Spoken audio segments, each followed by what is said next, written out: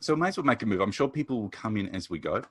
But as I said, today's all about finding creativity in isolation. What happens when a creative feels that they're losing their creative spark. Yeah. As mentioned last week, was more of a presentation style. We want to move away from that. We really want to create a virtual meetup space where people can come. There could be a topic, a few questions, but really it's about your experiences, your stories, your thoughts that really will make a difference here. We do look like we have a full house, as I mentioned. So if you do have any questions, please feel free to type it in the chat area, because Vanessa will be monitoring that, and we'll go through that as we go. But this is an open forum. So while everyone's muted when they come in, if you do wish to say anything, please feel free to unmute yourself and contribute into the conversation, because really your experiences, what you share, is going to make this time beneficial. I do need to give a particular shout out to one particular individual here. Alex Weldleton is with us. Have I pronounced your surname right, Alex? Elton. It's okay. Only one person's ever got it right first off. So look, people mispronounce my surname often, so I completely share the pain there. Alex is the founder of the Right Brain Workout. He's the host of the Right Brain Warm-Up, and he's the co-author of the book, The Right Brain Workout, which I'm sure many of you have either heard of or bought or used. And so when Alex said he would come along today, I was so chuffed, because, if there's anyone who knows about trying to reclaim your creativity, it's this gentleman. So to even share my own experience, for me, I'm not a graphic designer, but I do write. And I know that when I experience a lack of creativity, it's really about, not being able to find the right words. I experience it as staring at a sentence and knowing that it just isn't right, but knowing that other things aren't coming to mind at that time. And I get a sense of frustration when that happens as well, because I know that I'm capable of more. Although that belief in itself is somewhat of a paradox and a reassurance, because knowing that I'm capable of more also means that I know that I'm no longer creative, just simply that I'm not able to tap into that creative side right now. I think if I hear stories about musicians like Elton John, some of you may know that I come from a music industry background. I love music and hearing stories of how different musicians write. And Elton John has said in the past that if he doesn't write the song within 15 minutes, he'll throw it away. Now, certainly, I know that if I work on something for 15 minutes and it still isn't right, I'm not likely to throw it away. And I know that'll be the same for graphic designers. But it does come back to the idea of, does the idea come fast? And, if it doesn't form at a miraculous pace, what do we do to somehow deal with that challenge that comes up with it? So that's really what I wanted to explore today is, what happens when we experience a creative funk, and what do we do to get beyond that? Now, the key thing, of course, is that we don't claim to know all the answers in this. This is not some sort of creative therapy or anything along those lines. But, what would be great is we can be able to explore this. And with that, I've got a series of questions. Hopefully, you guys can chuck in some insight to see where it all goes. But I guess, the opening question to send out to the group here, what is your experience of having a creative block, and how does it impact on you? Anyone care to share? I could say something here. Go for it. I had that experience just this morning. I was working on a brief, and it was like the deadline was looming, and I was not in a good place. I was like, I was almost in the fetal position, crying. I'm like, I don't know what to do. I'm stuffed. Mm-hmm. And then my wife actually suggested, let's go for a walk. And I'm like, yeah, go for a walk. I went outside and walked for 5-6 minutes. All of a sudden, all that stress just disappeared, and I started coming up with ideas. And it's just amazing what happens if you get up from your computer, get away from the digital thing, get into the real world, how you can just break out of that cycle of just going around and around. I was going around and around in circles. So, sometimes it's just, you just change it like that, and all of a sudden it can fix a lot of things. I find that really can help. In your experience, Alex, because I know that you've worked in many studios over time, do you find that creatives do tend to sit at the computer when they've got this creative block happening and try to push themselves through it at the time, or do you find that they do other things to try to break it up? No, I find a lot of people just sit at their desk with their headphones on, and just get caught in that loop. And that's why I've changed the way that's why I don't really work in agencies or anything like that anymore, because I find that very soul destroying, I guess. And I like to be able to get out and have the space to be able to get my brain set in a way, so go for a walk, do some exercise, procrastinate, do all sorts of things, just get as many different inputs into your mind. And if you just sat at your desk, I think it's like I was talking to someone about last week. They were going through a tough period in their career and they were struggling to make ends meet. Because they are uncomfortable, they have to think of creative ways to get around it. And I think that's true. Like when you're comfortable, you sort of just sit there and the energy just ebbs away and you don't sort of get yourself out of your hole. But if you're uncomfortable, you got to get going, you got to get moving, you got to get the energy flowing. So I think it's definitely, a lot of people just do get stuck in a funk, and it isn't actually that hard to get out of it if you just move and try different things, I reckon. You did mention before, you referred to it as a cycle. Do you find that when people go into that state of mind, that it does become literally a cycle where it feeds into itself? Yeah, it does. You just keep going around and around in circles. And that's obviously, when it's in your head as well, that's when it just goes around. If you can write it down, probably better with a pen than typing. You can get it down because your brain just inputs slightly differently when you write it down. I think that can help you break out of it and just, I like to get all zen, go look at some clouds, go look at some trees in the breeze, see some nature, get out of the technology thing that we're all on technology 24 hours a day now. And I don't think that's necessarily very healthy. There's a lot of great that comes out of it, but sometimes it's good just to break out of it and just do something that is not what you're supposed to be doing. Because sometimes you just get stuck in the problem and you can't break out of it. So just do something that's completely unrelated to what you're trying to do. And that's probably when you'll come up with things that will help what you're actually supposed to be doing. Did you make the deadline, Alex? Yes. I made it with like hours to spare all of a sudden. Like in 45 minutes, I had like I was writing some TV scripts that I've been going round and round in circles since yesterday and this morning. I was like, oh my God. And all of a sudden I was doing it all out in like 40 minutes, which is great. Well, I spent 2.5 hours going nowhere. So, yeah. Proof is in the pudding. Yeah, exactly. What about other people? What is your experience of creative block being? Perhaps you're experiencing creative block right now. Is anyone going through that at this moment? Is anyone game to admit it? Yeah. I'll actually unmute myself and I'll continue with what Alex was actually saying. I very much find myself sometimes in a creative block, whether it be in a work situation or in my own personal creative outlets. And I also will go for a walk, go for a run. Even this morning, I was actually working on a print design concept and I couldn't quite work out what I wanted to do. And instead of sort of trying to make it work, I just took the dog for a walk and came back and was like, actually, you know what? This is actually the idea that I want to run with now. And it's also, I'm sure Vanessa can actually speak to this as well, is that when you're doing something that you've done before and it's a very intuitive action, you actually unlock part of your brain that helps you process ideas and concepts.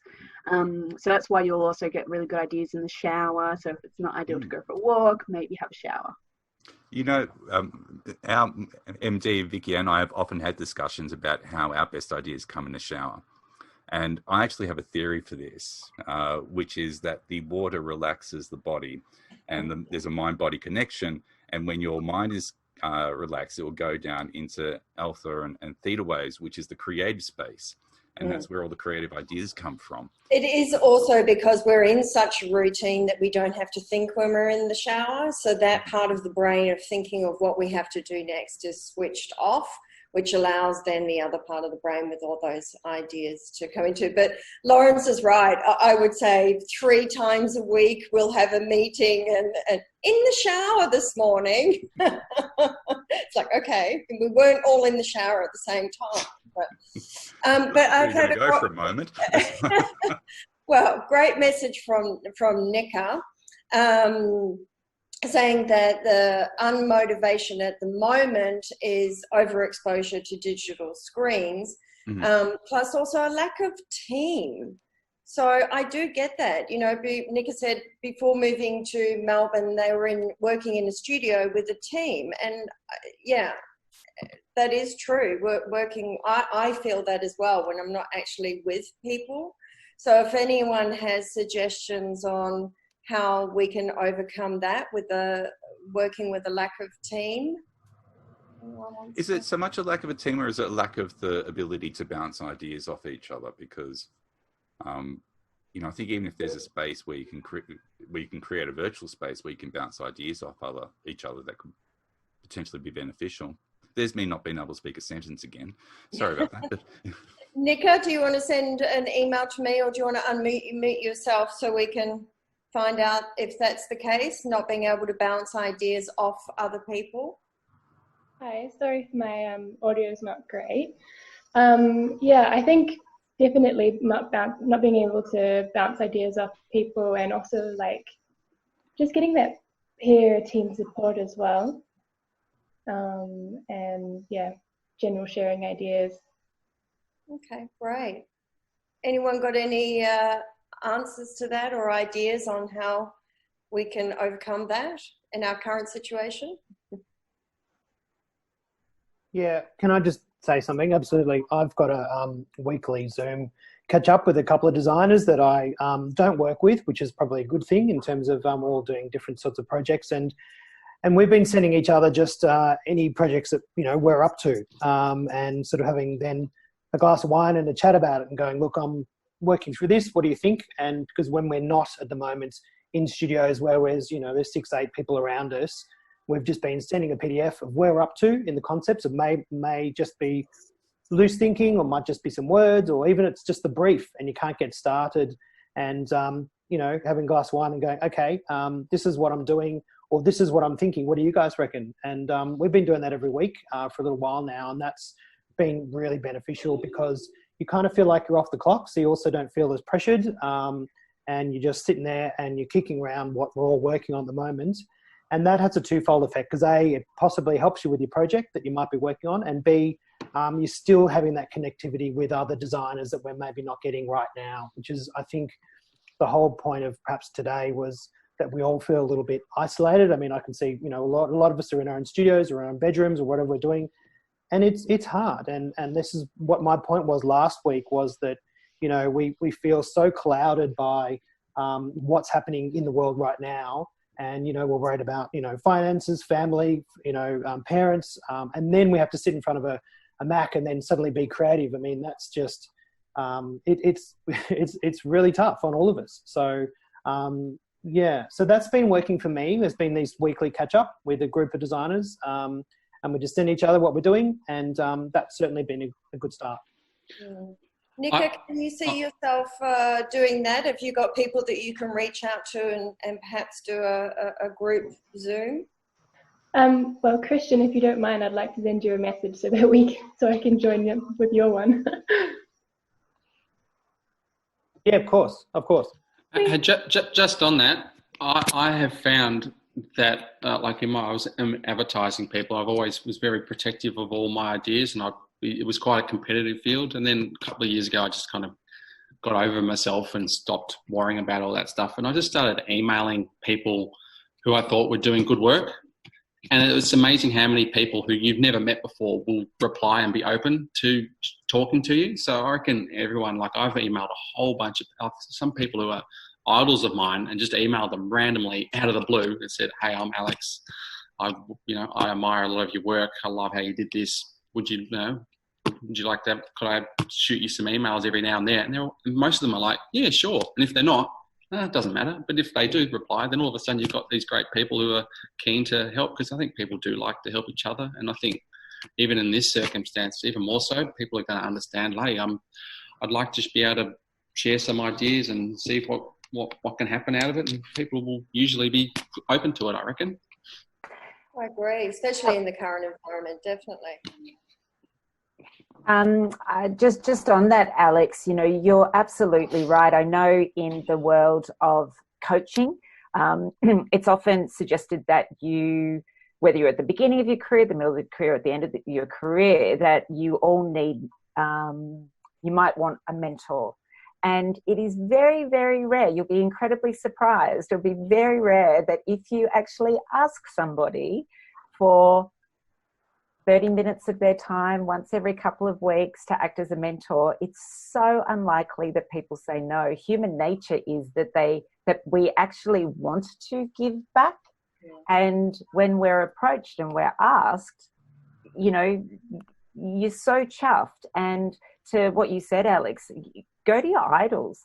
Go direct to your idols. You can contact them on LinkedIn and just ask the question. You might only ask for 15 minutes of their time, but it's absolutely invaluable. And rarely do you get a no. Great. Out of interest, you know, what activities does everyone currently do to help maintain their creativity? You know, if they're feeling that they're in a creative stride at the moment, what is it that they're maintaining over this period of time that allows that to stay where it is? There's a bit of activity I've been doing similar to what you're saying, meeting up with fellow designers, and we actually do little collaborative drawings online, and I find that helps get everything flowing. Plus, it's a bit of fun. Great. Is there anything else that people do as well? I do questions from my book. I was about to say, great time perhaps to promote your book there, Alex. And where can we buy that book so we can ask the questions? Funny you should ask. You just go to rightbrainworkout.com.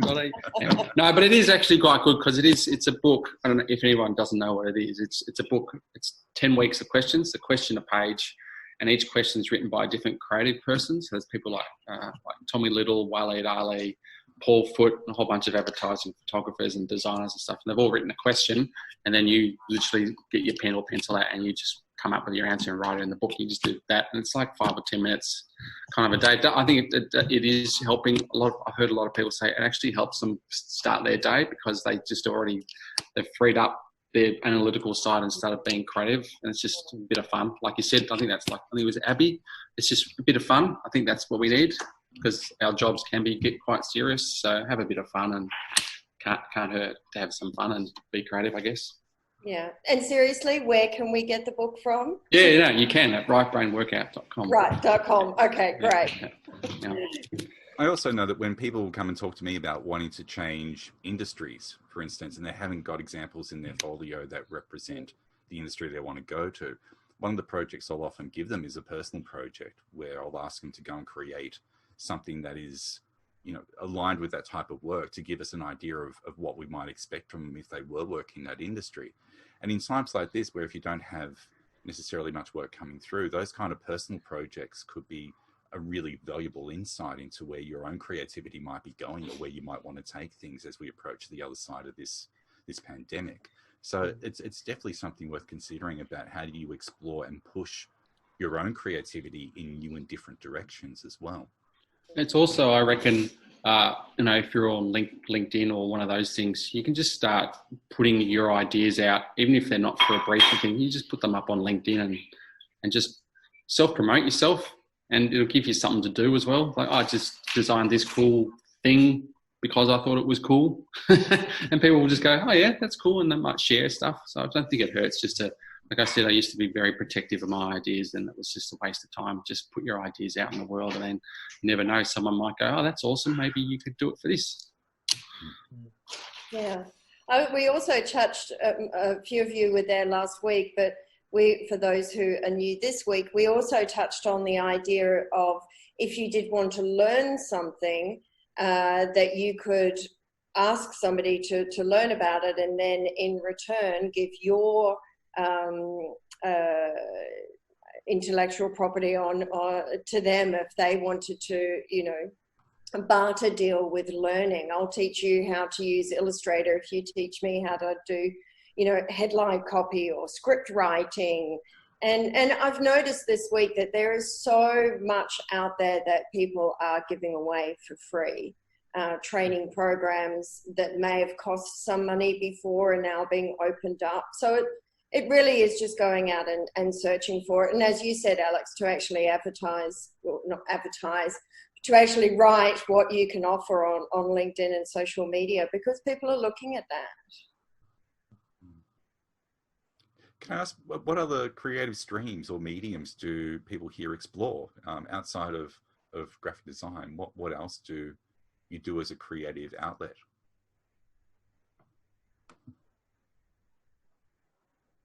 I do illustration.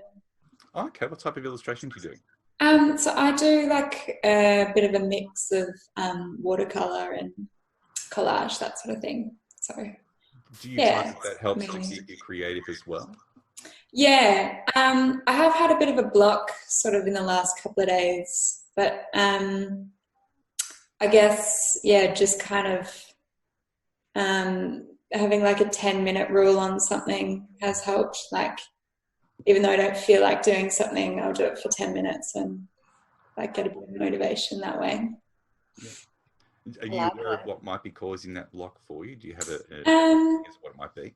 I don't know. I think it's perhaps maybe like projects where I've sort of been waiting on the client's response, and it's sort of, I don't know, maybe lost a bit of momentum, and yeah, I guess just trying to keep things moving along and being a bit more, I don't know, maybe a bit more assertive, I suppose.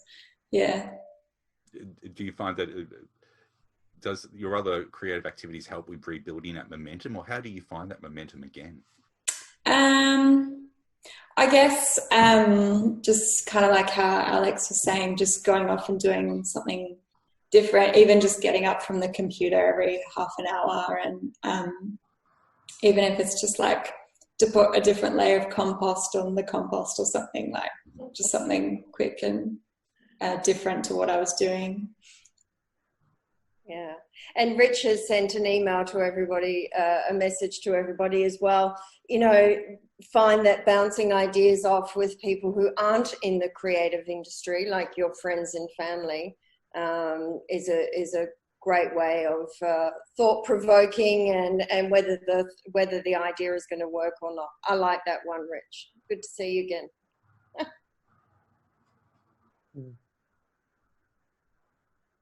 Just on that, I've found having work on the side beyond my job has been so much more fulfilling as well. Like, I've done a whole bunch of stuff that I haven't earned any money off in the last 2 years, that weren't briefs, that are so much better. And also it helps take away the pressure of having to have every job that I'm working on be amazing, because I know I have these other things that I'm doing on my own, and it's not going to be a client might say, oh, no, we can't do that, or someone internally saying changing your stuff. If you're doing something for yourself that you're doing on the side, it just gives you permission to be even more freer in your job as well, I reckon. So I reckon that's good to have.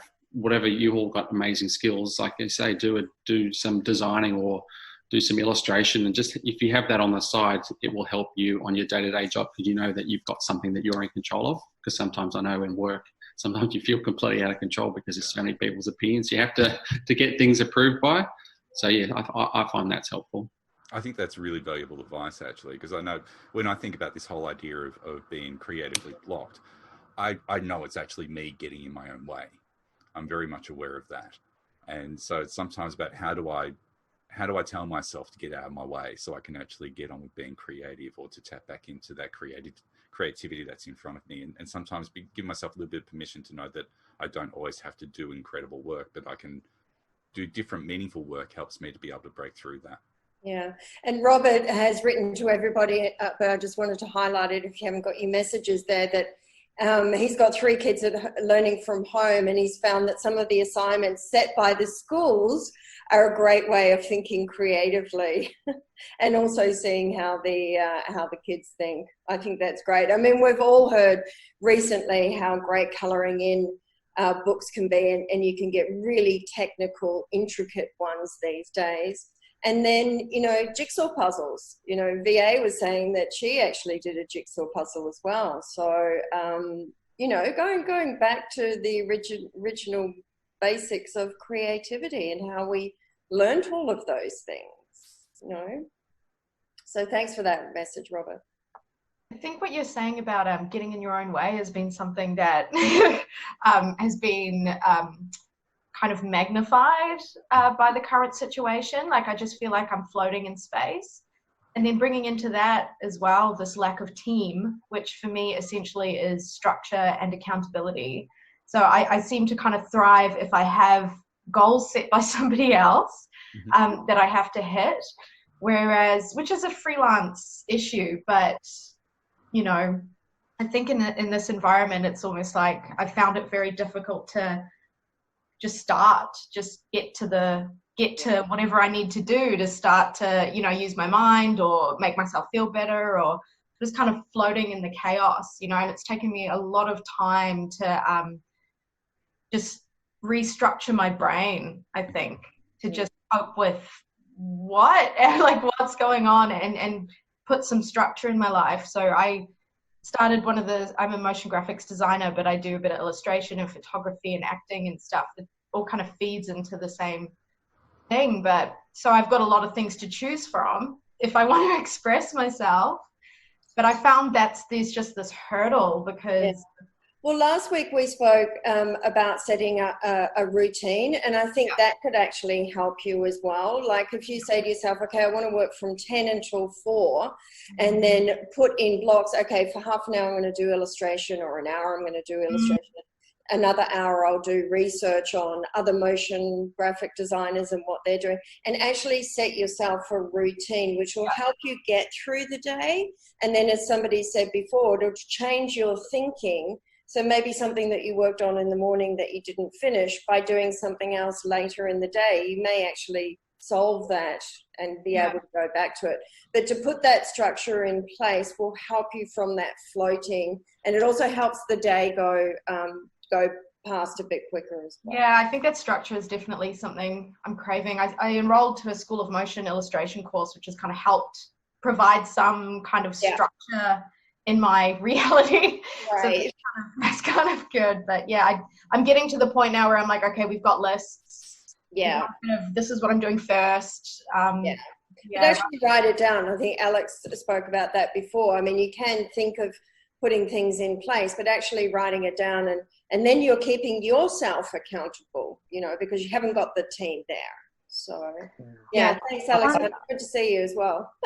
I completely agree. Sorry, you go, Christian. Say that, just like most of you work in studios or don't work in studios or work from home, or whatever you do, treat it like, I think Lawrence touched on last week, I've been treating it like a normal working day. So people start at 8, people start at 9, whenever you normally start work that suits you, sort of block out that, you know, whatever else is going on in the world right now, and just make your coffee, make your cup of tea, you know, get dressed like you're normally going to work, and, you know, get set up and go, right, today I'm going to do 3 hours of concepts on this, and then I'm going to spend in the afternoon 2 hours of, you know, I'm going to start researching, learning a new piece of software or something, and have lunch when you normally have lunch when you normally work. So it's really funny. I'm still having lunch at exactly 12 o'clock, which is still when I have lunch every single day, whether I'm in the office or not. So, and then all of a sudden it's happy hour, and it just goes so quickly. So I'm finding the days are actually whizzing by, because just like what everyone's kind of been saying, I've been setting those goals of, okay, I've got 3 hours, just like I've been in a normal studio to smash out this. Then I'm actually going to spend an hour of something a bit frivolous. And I mean, I paint. That was something I was going to talk about, what Alex said. We're all commercial, or I think a lot of us here are commercial designers or creatives or motion graphics, art workers, etc. But when you're, you know, doing something free, like myself, I do a bit of painting, you're answering to yourself. You're not answering to a brief. And I block out windows of time to do that, just like you're in a studio. And I think that will really help, perhaps, with that motion graphics girl, with your structure, because I know I have a lot of other friends that are just floating around, going for walks, meeting friends, and they're just bored, and they're not focused, and they're not actually achieving anything. And before you know it, this will be all behind us all. And then we'll go, oh my God, I wished I'd spent time to learn this software, which I really thought I was going to have time to do. And you know why you didn't? It's because you didn't block your day and go, right, you know, I'm going to network for 2 hours. I'm going to have a Zoom party I've got another one tonight, you know, between 8 and 9, and, you know, and I think that'll all help you move forward. So I'm rambling now. Like, develop some self-discipline. Work on self-discipline. I Correct. think. Which is not. It's easier said than done. I know, but if you think about it, like you're in a normal studio. Yeah. And Vicky Ann, you wanted to say something as well? Yeah, I just wanted to add on to that for you, Alexandra. You know, accountability is something that we all enjoy. And, you know, if you're a professional freelancer, you may have your systems and processes in place that allow you to do that. But whether you were doing that before or now, it actually just feels different now because we're all doing it. Having someone to be accountable to is really important. And so if there isn't somebody that you feel that you can go to right now who you wouldn't want to let down, I'll put my hand up. You can ring me, you can email me. I'm really, really good at making people accountable. It's my thing. You know, I know that if I have to get something done, as long as I'm accountable to someone, it will be done in a heartbeat. The minute I'm not accountable, it may not get done. So that invitation actually goes to everybody online here today. If you don't have a peer, or perhaps you would like myself, Lawrence, or Vanessa to put you in touch with 2 or 3 people that you can create that group. If you're a little bit too shy to reach out, please call or email me, let me know. We'll introduce you to those people. But I'm also very, very happy to be the person that you're accountable to. We could easily set up an accountability group much similar to this, where, you know, people can come in and declare what they want to put forward and know that the following week there will be the question, how are you going with that? And perhaps some support to go with that as well. And Jane wrote a message to everybody as well. It would be great to set up a private Facebook page or other social media space where we could share inspiration and ideas, but that could also go for accountability as well. So yeah, I find on accountability, like I said, if I tell lots of people that I'm going to do something, then all of a sudden I have to do it or else I'm going to look like an idiot. So I did that a few years ago. I was like, I want to get a book made. So I told everyone. So I had to get it made. I got it made. I said to everyone, I'm going to get a statue of Nikki Winmar made. I told everyone. I had to do it. So I made it happen. Like, you know what I mean? So you put these big goals out there, and if you keep thinking about it and keep looking at it every day, you'll force yourself to have to do it. It won't magically happen. You'll have to do the work. But if you just write it down, tell people, and think about it every day, you're like, shit, I need to do this, or I'm going to let myself down and all the people down I've told that I'm going to do this amazing thing for. Yeah. I think the biggest challenge is that we always tend to stay within the comfort zone, really, don't we? And sometimes, you know, sitting there watching cat videos on YouTube, don't know anyone might do that, is really about staying within that comfort zone. Whereas real meaningful change comes from when we do step outside the comfort zone and do something that makes us feel a little uncomfortable and discover that we can actually do it. So it's something worth considering there. Yeah, this is the time to try something really out of your comfort zone. I mean, go for it. Software, painting, drawing, you know, writing. You've got we've all got time. And, you know, I think it would be such a shame, like I said before, if you come out of this going, oh, God, I really should have used that time to try this or experiment with that. This is the time to do it. Yeah, just on that, like I agree 1,000% with that. 10 times more than 100%, so you know it's a lot. But I was like, when this all happened and kind of the work kind of dried up, I'm like, what am I going to do with my day? So I just started, I'm going to start a Zoom podcast, webcast thing. And I started it, and the first few sounded absolutely terrible, but I just started doing it. And I've already done like 8 or 9 of them. And I'm just enjoying doing something. So I'm learning how to do sound editing, and I've figured out how to host a podcast and fix the website to put it onto the Bright Brain Workout website and stuff. So I've learned all these new skills that I wouldn't have done if I hadn't been kind of forced and gone, I need to create something because I'm going to go batty here. So I just started doing it. So that's always my best advice to people who say, oh, how can I get stuff done? It's just like, you just start getting stuff done. I agree. I had that example yesterday where I had to do something and I was really stuck with it and I couldn't do it. And I would normally ask a colleague, how would I do this? And I had to sit there and I had to work it out for myself. And I made a lot of mistakes. But then in the end, I actually worked it out. And I was frustrated, but then really chuffed at the end that I could actually do it myself. So yeah, that was interesting. I have to come back to Alex's point as well about podcasts, because I produced a podcast in the past myself, and I found what I got out of it was, I was approaching all these people I really admired and asking would they like to chat, and being amazed that they said yes. And then I got to pick their brains about all this incredible stuff and my learning from that group. And then I got to share that content. And in the process of that, I began to be seen within my industry as being a bit of a specialist in that particular area. For me, it was just a learning experience all round. It was really beneficial. So I would say that, if you are considering doing that, that could be a really good way for you to network, to reach out to people you admire, to have a very different type of discussion that you might not normally have, and to allow other people to benefit from it too. So. Right. Any other comments? I think we're reaching towards our time today.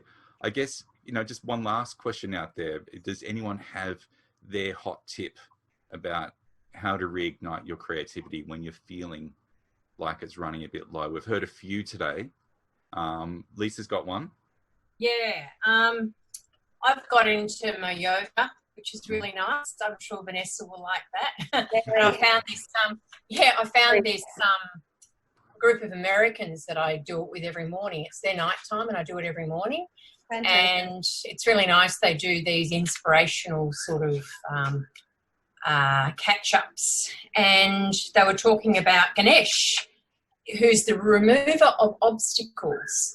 So I printed out myself a Ganesh that I've put on the wall, and he or she stares down at me to keep me, out of that flighty, what am I going to do? Oh, I'll go and eat something. What am I going to do? Oh, there's something else shiny. It's really hard to concentrate. Thanks. Thanks for sharing, Lisa. That's great. Anyone else got any hot tips or recommendations? We've heard everything from going for a walk, having Ganesh look down upon us, holding yourself accountable and sharing that accountability. Anything else that comes to people's mind that you could share with the group as being a way that might help someone to lift themselves out of their creative funk? Well, Jane said that, and she sent this through to everybody, that she saw a really great video a few weeks ago from a career coach, and he made the point that it is a really tough time at the moment. And this can make it difficult to concentrate and be working at our best. And he's had an impact on her. So, and also, as she said, don't put too much pressure on yourself. Yeah. I mean, we are saying, yes, put things into place and learn something new, but don't put too much pressure on yourself to actually to do that, which I think is a really good point. Thanks, Jane. Yeah, I can kind of agree with that as well. Like, the guilt doesn't help. Like, it's baby steps. Yeah, the guilt doesn't help. There's something else is which I think has been touched on, is mundane task focusing, and you find it in a lot of different types of, like the Benedictine monks do it, and cognitive behavioral therapy does it. And what you were saying about, I got this idea in the shower. So mundane task focusing is like going and doing something with your hands, like doing the dishes, just being present with it. So we tend to switch off when we do those kinds of things and think about all our struggles and stuff. But if we just focus on just doing the dishes and just doing that mundane task, it tends to free up that part of the mind that can be stuck. Or listening, as we said last week, even doing a 5-minute meditation, or if you're not into meditation, then just listening to a piece of music or some sort of music for 5 or 10 minutes. It's still creative, but you're doing something completely different, which again touched on what everybody said today. And when in doubt, always turn to the wisdom of The Simpsons and read the book Get Confident, Stupid. It's always good. By George, well, his name Troy McClure. Yes.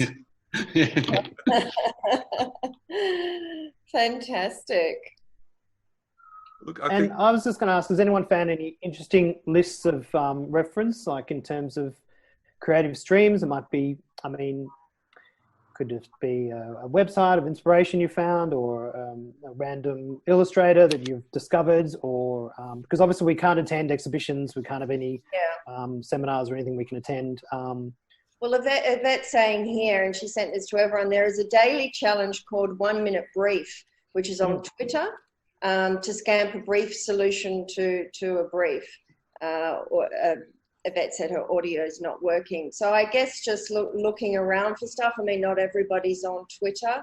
But look, you know, if everybody does come across, if anyone comes across one or two things, again, send VA, Lawrence or myself an email, and we'll put that together as an inspiration and send it around to both people that have attended here and also on our LinkedIn page. We are being extremely active on our LinkedIn to try and keep all of you sane. So we're putting information on there that is hopefully relevant as well. So do check that regularly. Can I just say, because I don't know if Nicole will, but Nicole has a virtual meetup group on Tuesday mornings, isn't Nicole? I can see you smiling there, which is aimed at marketing people. But again, similar to this, where people get together and have a round table. Is that right? Yes, that's correct. So it's every Tuesday morning at 8 a.m. And I've also started one up on Wednesday morning starting next week for those interested in sport and fitness. So if anyone's interested, I'm quite happy to share that. I've posted it on LinkedIn. I'll just pop a link in the chat group. That'd be great. Thanks, Nicole. Not a problem. And I should also add, while we're doing the plugs, and I'm sure, Alex, you have a new book coming out in December, don't you? Yeah. Didn't I see that online? You have draft. Yeah, it's just the second version. So we've got 70 new people written 70 new questions. So that's coming out in December sometime. So we're just in the process of making it now. Hopefully that's not what you were stuck on this morning. No. I get other people to do all the work. It's totally fine for that one. Great. Okay, well, thank you, everyone. Lawrence, do you want to finish it up for us? Hey. We really appreciate everyone spending their time with us on a Wednesday. We will have one next week. I don't know what the topic is yet. We'll get that sent out there. But if you are free next Wednesday at 1 o'clock, please come and join us for another chat again. It'd be great to see everyone. Yeah, and if you've got any ideas for next week, let us know. Any thoughts? We love to get emails letting us know if you enjoyed it or if you didn't enjoy it, and to share this with other people as well, so we can get everybody in on a Wednesday, so at least we know what day of the week it is that we actually get together, Wednesdays. But yeah, we'll have more content as we move along. And I think, you know, what we're trying to do is not set this in place forever, but be adaptive each week depending on what we may want to hear or talk about. Thank you. This has been very useful. Thank you. No problem. Thank you. Thanks, everyone. Appreciate it. Thanks, Alexandra. Thanks, Alex. Thanks, everyone. Have a good day. Take care. Great.